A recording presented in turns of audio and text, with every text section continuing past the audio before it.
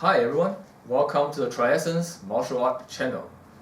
First of all, I'd like to say thank you to all my Patreon supporters that include Kelly Wang, SRS, Griffin White, Carl Thompson, Aaron, Scott, and Mohammed. Thank you so much for your support. And hopefully in the near future, there will be more of you who enjoy my videos that would like to support me.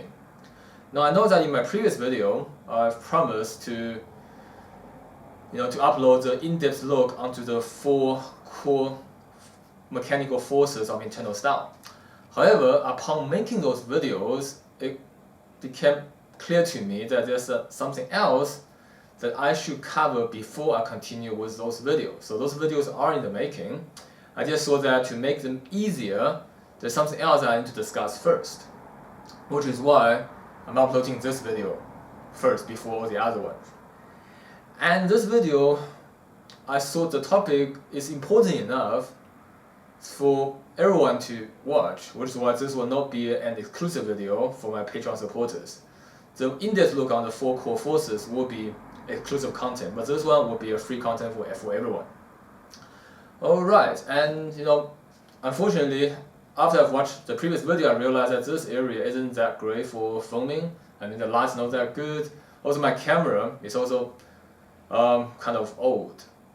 So I am hoping and planning to improve the picture quality in the near future. But unfortunately, for the time being, you will have to, settle with this. It's not great quality, but I hope that I'll make it up with the content that I'm trying to share.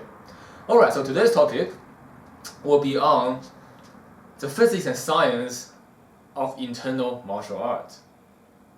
Now, I do use these two terms, physics and science, loosely because I am not exactly an expert in physics.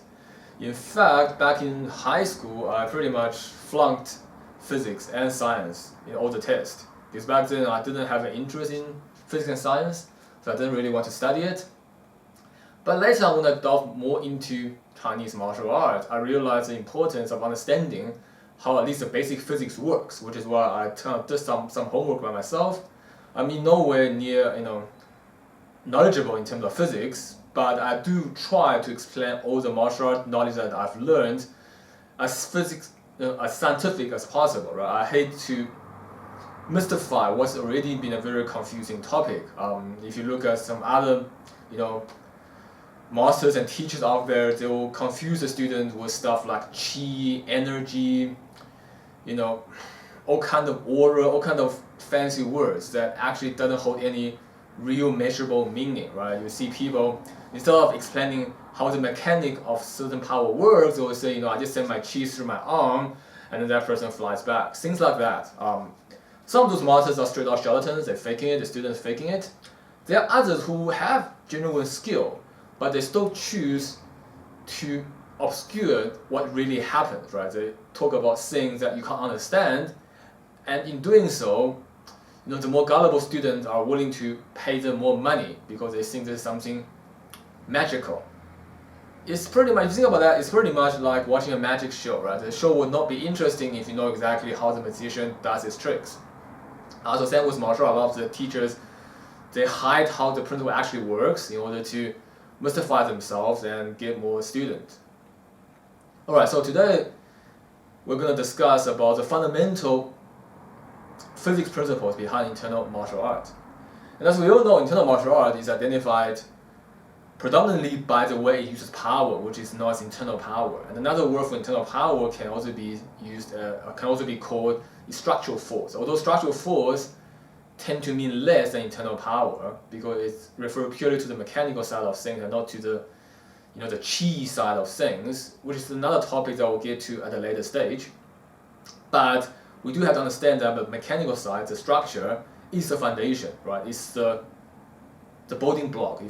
If you see internal martial art as a building, structure is the foundation. When you're laying your scaffold and you're building the structures, the supporting beams, all of that.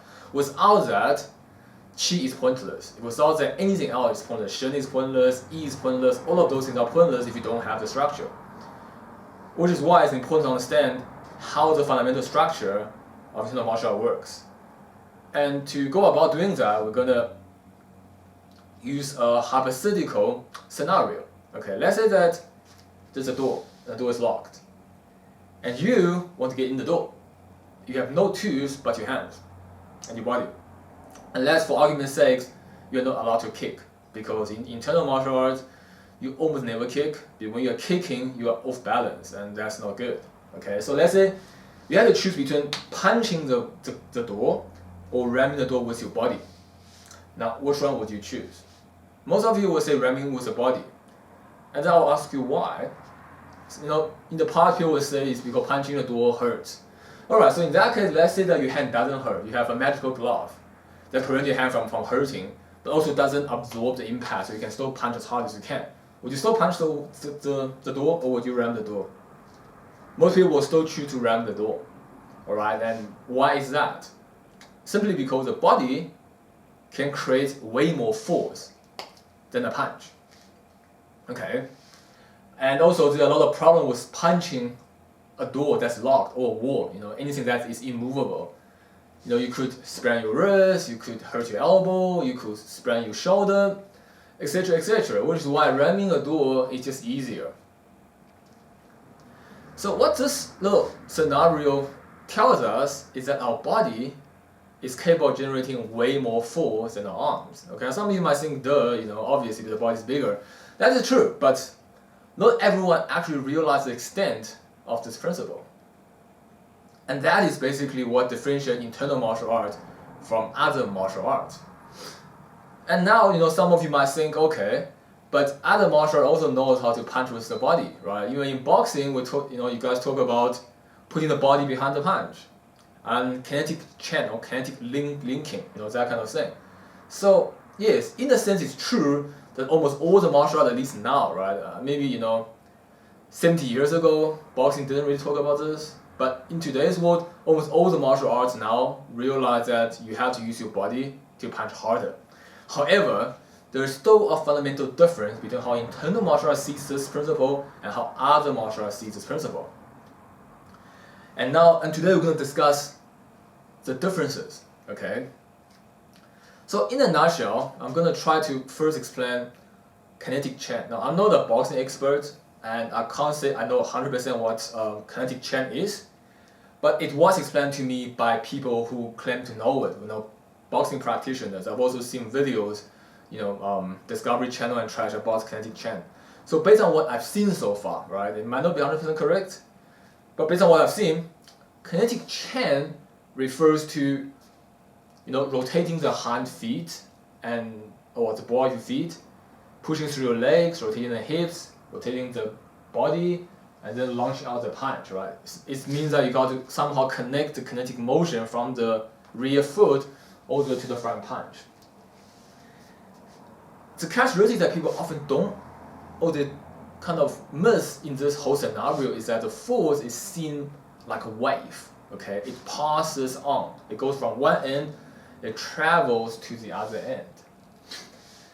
So what this is similar to is throwing a baseball, okay? If you see people throwing baseball, they would wind up, right? They will swing the leg, and then they will torque all the body, and then towards the end, they throw out the ball. And all these other extra rotations that they do is helping them to accelerate, okay? So every part of the body that rotates increases acceleration, and although the ball has not left your hand, it has already gained a significant amount of speed.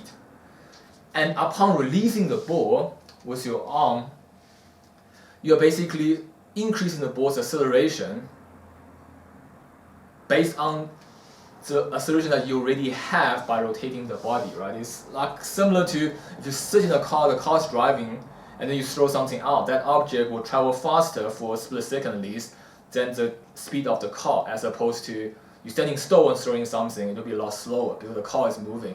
So the same thing that I'm first moving my body, so everything that's connected to my body is accelerating. And then toward the end, I accelerate the ball, so the ball would gain more momentum. And as a result, the ball or the punch will get a lot of momentum and speed. But the one thing that people don't realize is that it does not have a lot of supporting force. Now, supporting force is a term that I just made up based on on the Chinese terminology, which is hou li, which refers to the hand force, right? It's the force that's behind the point of impact. Now, when you're throwing a ball, the moment the ball leaves your hand, the mass will be limited to the ball itself rather than your whole body. Okay, and even though it has a lot of momentum and speed and therefore force, when it hits on an object that is heavier and larger in mass, it will do damage to the object, right? There's no doubt about that. But at the moment of impact, the ball will bounce back. It's because the mass of the ball is too little, right? It cannot compete with, say, you're throwing a ball against a wall, or throwing a ball against anything that's heavy, the ball will bounce back. And of course, the object, if it's soft enough, it will be damaged. But the ball will also bounce back. So this, when you're taking into throwing a punch, is basically most similar. I won't say it's identical, but it's the closest to how kinetic linking works when you're throwing a punch. And this kind of punch have great effect on the head, because the head is a smaller mass, and the neck is a very weak support. So when something really fast hits the head, your head moves back. And when the head moves back, it basically doesn't apply the same amount of pressure to the ball, which is your fist, okay? Which is why hitting, throwing your punch like that onto a head is great. But the moment you throw that onto the body, okay, and I mean, I'm not talking about solar plexus or ribs and these weaker spots, but onto the general body like a tummy. Okay, have you seen a lot of those martial art people out there who say you can hit their tummy as hard as you can and it's okay? Yeah, here's the thing, is because when you're throwing that punch to something that actually doesn't move and have way more mass, your fist bounces back. And when that happens, the potential amount of damage you can create is much less. And worst of all, if you throw the punch wrong, you can sprain your wrist or even hurt your elbow or shoulder, because the returning force is is great. Alright, and some of you might think, okay, but now when you're throwing a punch, the fist is still on my arm, so it's not like throwing a ball, right? The ball actually leaves the arm. Yes, but if you are using kinetic linking kind of method, then the last position of acceleration will come from probably the elbow when you're throwing that punch out. Which means even though this is a whole arm, the support is actually not there. Okay, and if you don't understand this or believe this, what you can do is wear a glove, boxing glove, find a piece of wool, and punch it. Okay, and make sure you don't hurt your hand, of course. When you punch the wall, see where do you feel the rebound force. Okay, Newton's third law, right? Every force has a reactive force. When you hit the wall also hits you. The force comes back, and you can feel where that rebound force connects. Okay, so for some of you, it's going to connect on the wrist, and that will hurt quite a bit. For some of you that push with the elbow, the force will bounce back to the elbow, and maybe some of you will feel it on your shoulder. But most of the time, you will feel on these three places, and that would mean that place you felt the stress or the rebound force, where it hurts when you're punching a wall, other than your hand, of course, where the force actually pushes you back. That's the last position you use to push your fist forward. And once you understand that, you will know that upon punching something, at the last split second of contact and engagement, only up to that part, okay, whether it's your elbow, wrist, or shoulder, only that part of the body mass is pushing into the target. The rest of the body is actually not pushing in, or even they're not even supporting it. They only helped you before that to get acceleration. Okay, but once the last bit of the force launches, these body parts are on their own. Which is why kinetic linking does substantially less damage to the body. Now, that could sort of correlate to the fact that there are lesser people that get dropped from a body shot in boxing, unless you go to heavyweight, and that's because when you go to heavyweight, the amount of momentum and body mass and therefore power that they can generate surpasses the amount of impact damage that the muscle of a body can take, right? Which is why in the heavyweights, there are some boxers such as Mike Tyson who can drop people consistently with a body shot. But even then, right, Mike Tyson is kind of a rare case. He's not, your standard boxer. He is one of the hardest punching boxers ever lived. But when you come to much lighter category, you almost never see people drop by body shot. And even with Tyson, it's probably a shot to the ribs, right? It's not a shot to the chest or to the tummy. These parts are just simply hard to drop people. Now, let's look at the internal martial arts understanding to using the body. Okay, so based on our previous scenario with punching the door, we know that the body generates the most power. So for internal martial art, it's a matter of then how do I transfer the power the body generates onto the target. Therefore, in internal martial arts, people see the arm as a medium. Okay, the arm is basically a bridge, so to speak, but not in the same sense of Southern style, where bridge refers to a means to connect to your opponent. That too, but in internal martial arts, this medium or bridge refers to the entity that you use to transfer your power to the other person. And what this means is the arm doesn't act on its own. It's a passive object, okay, much like a stick. Because now if you look at another analogy, if I have a hammer and there's a target I'm trying to transfer power through, if I have a rope in the middle, I hammer this out of the rope, nothing will happen on that side. Why is that? Because the rope will absorb all the force. The rope is soft, okay? And this refers to those people who does hippie Tai Chi, the whole yielding, super soft, don't use force. The reason they don't amount to anything ever is because they have no means to transfer that power. Now, on the other hand, let's say we have a stick, right? A wooden stick. But we have another person who's grabbing the stick in the middle with two hands. He's not pulling this way, he's not pulling that way, he's neutral. All he does is grab the stick really tight and really tense. In that scenario, if you hammer the stick, his grip actually mitigates a lot of the force that's supposed to travel through, right? It's almost like a resistance in the circuit. Now, that is similar to how you tense your muscles when you're throwing a punch, and how that prevents the actual force from the rest of the body to travel into the target. Which is why in internal martial art, you try not to tense, okay? The reason in other martial arts that people tense is because they think by tensing, you are forcing the arm to become one object, so that you don't get the issue with hurting your wrist or hurting your elbow. By tensing, then your whole arm becomes one piece, and therefore it's like a stick, right? When you hit something, it's a whole mass hitting it.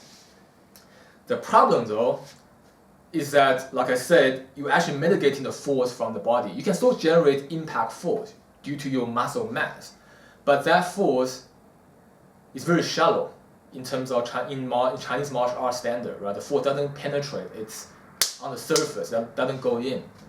Good example of these are the various Hakka Southern styles, right?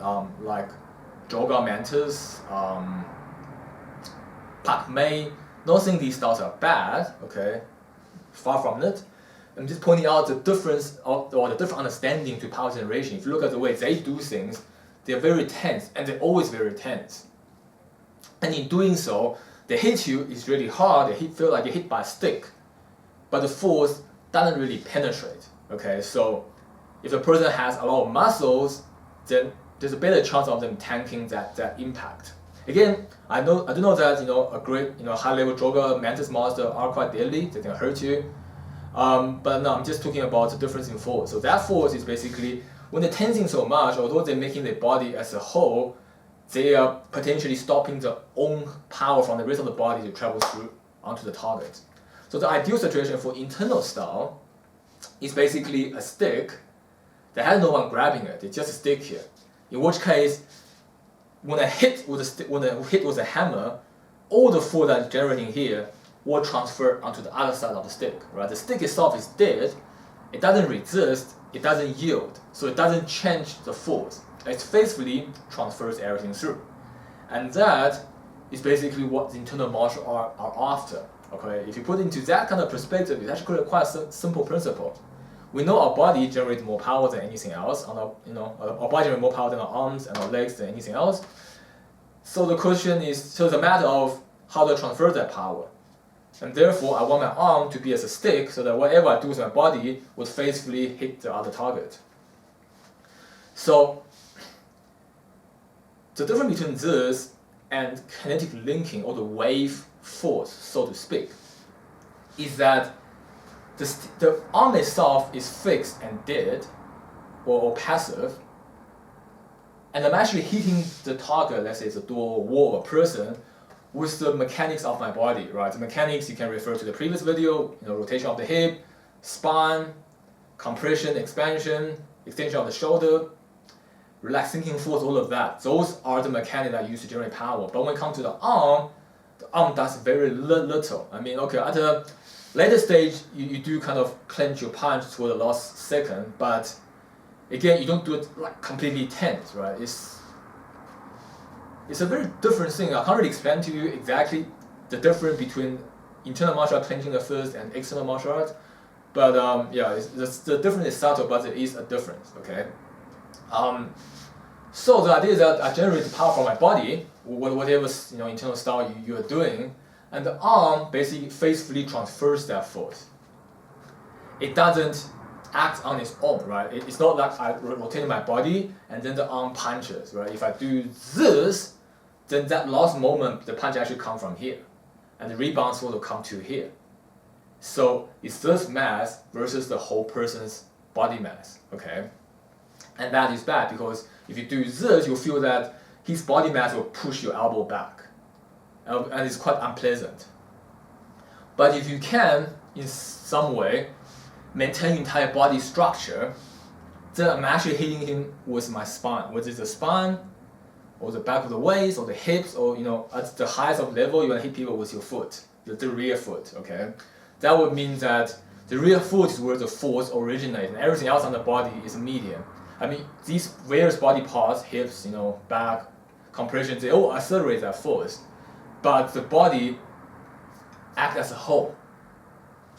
And you almost like you ram into the person without actually ramming into the person. Okay. Which brings to another example. I've seen people doing Xingyi, especially in the West, and they sort of understand that you want to use the body, but they don't know how. They don't understand the four core principles. And what they do is then they ram the body into the person. I've seen people who does Bengquan, and they don't know how to turn their body and do these mechanics. Rather, they'll just want to ram the person with their body. And because a lot of these practitioners are quite big, therefore when another person stands here and you ram them, they do move back and they think, wow, I'm getting somewhere. That's the mystical structure force of Xingyi, sending people flying. And unfortunately, it's not, because ramming a person doesn't hurt them. Okay. It might create some impact because it's a fist and it's hard and it's compressed, so it might hurt to some extent, but it's not the same as a power that penetrates the person's muscles and hurts them on the inside. Because hitting someone with break force, right? Internal martial art have two forces. I've talked about this in previous videos. There's the break force called 断力, and there's the sending force, the displacement force called 发力, right? These two are different kind of forces. The displacement force is like a push, so the force is long. It sends the person backwards, but it doesn't hurt them. Displacement force, on the other hand, compresses everything into a narrow point, so it penetrates the person. You want the person's body to move back as little as possible, but you want the displacement on the point of impact as max as possible. And that's what creates damage, right? Because the rest of the body is weighing down against that one point and trying to go back, and that's how you create damage. So you don't want to push somebody when they're generating power. So which is why you don't ram the person with your body. Okay, you take your body and you divide them into various gears, like I've explained in the video about the four core forces, and you see how you can use each part of the body to generate, preserve, and send that force forward. Another example that you can look at this is when you are pushing a car. Okay, let's say you have a car, it's not going, and you put it on neutral gear and you're pushing it.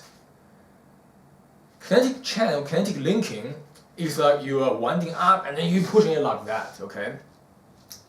And as you know, you start off with quite a strong force, but the moment you contact the car is heavy, you know that that wave will actually push you back rather than push the car forward. Okay, that's pretty much how it feels like when you're using that kind of wave-like punch to hit something that is heavy. Now I know that it's different with the the uppercut and the hook. That's slightly different, but I'm mainly talking about now the straight punch, right? On the other hand, you can push the car by locking in all your joints, right? And you're leaning the car and you lock all the joints. Because if you don't lock them, of course nothing can happen. You lock the joints, and then you can use the whole body to push the car. Now, if you think about that, you understand what it means to use the body in a unified structure rather than a burst of force. But of course, like I've just mentioned, this is pushing, right? Although it works for a car, it doesn't work for people. Even sending, right? You ever wonder how people, how masters send their student very far away rather than just a few steps back? It's because of the acceleration, okay? It's like their body have their structure connected when they're pushing a car, but they go into it at a much faster rate. It's not a very slow, constant fall. It's faster, which is what creates a greater fall than sending a person flying. Which is why if you just lean, ram into a person with a punch, it's not going to work. So what works is that you use the four principles, the four core forces in the correct way, but you keep the arm relatively passive, right? It means that you don't do that. But you also don't just ram the body like that. There are specific mechanics to it. When everything is done correctly, it's almost like holding a stick onto a person and then hammering it. Or as my old Yiquan teacher used to say, you put a needle onto a person and hit it with a hammer. Okay. The arm here, the first is the needle. Okay, which is why if you look at in the Yiquan practice, they don't punch from here like that. Okay? They have the structure, it's pretty much set, and then they just rotate the body like this. And the reason they move so little is because this is a passive stick, and it's the body that rams the stick into the person. And when you do it correctly, the impact force is very different. Right? When I got hit by my Yiquan master the first time, that is back in 2003 when I first met him in Temple of Heaven. I was asking, show me what Yiquan is about, and he hit me here. When the way he did it was that he put his fist on my chest here, and he hit like that. And for about, I don't know, maybe half a minute to a minute, my ear was ringing. My head was in shock, right? It wasn't like severe pain, but it was like boom, and I was like, what the hell happened?